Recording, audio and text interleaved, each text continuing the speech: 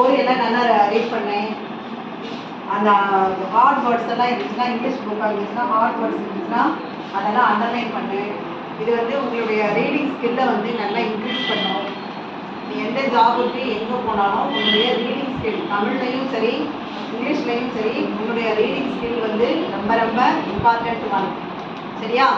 அதனால் தயவு செஞ்சு அந்த ஸ்பெல்லிங் எல்லாம் வாசித்து அதை கரெக்டாக இது பண்ணிக்க. ஸ்போக்கன் ரொம்ப இம்பார்ட்டன்ட்.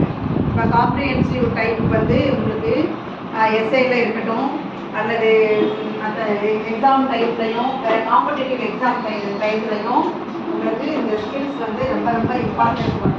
சரியா? இப்போ இந்த புக்கு அப்படி இருக்குன்னா ஃபஸ்ட்டு நீ படிக்கும் போது இந்த புக்கையும் முதல்ல நீங்கள் என்ன பண்ணலாம், அந்த ஃப்ரண்ட் பேஜையும் இந்த லாஸ்ட் பேஜையும் ஒரு டைம் முதல்ல பார்க்கணும். முதல்ல என்ன புக்கு நீங்கள் படிக்கணும்னு நினச்சாலும் இதை பார்க்கணும்.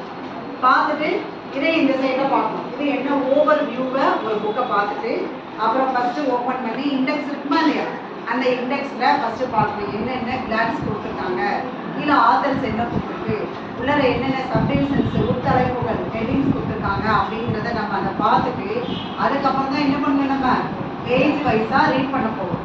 இதுதான் ஒரு புக்கு வந்து ரீட் பண்ணுறதுக்குரிய ஒரு ப்ரொசீஜர். படித்து முடிச்சதுக்கப்புறம் நம்ம என்ன படித்தோம் அப்படின்னு சொல்லி நம்ம என்ன பண்ணணும், ரீசைட் பண்ணணும். அதாவது ஞாபகப்படுத்தணும்.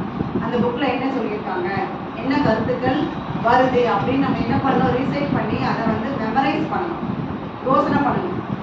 நடக்கும்போது செய்யும்போது யோசனை பண்ணோம்னா அந்த பாயிண்ட்ஸ் என்ன இருக்கும், நமக்கு அது யூஸ்ஃபுல்லாக இருக்கும். சரியா? இப்போ தெரியுதா புக்கு எப்படி ரீடிங் பண்ணுறது அப்படின்ட்டு?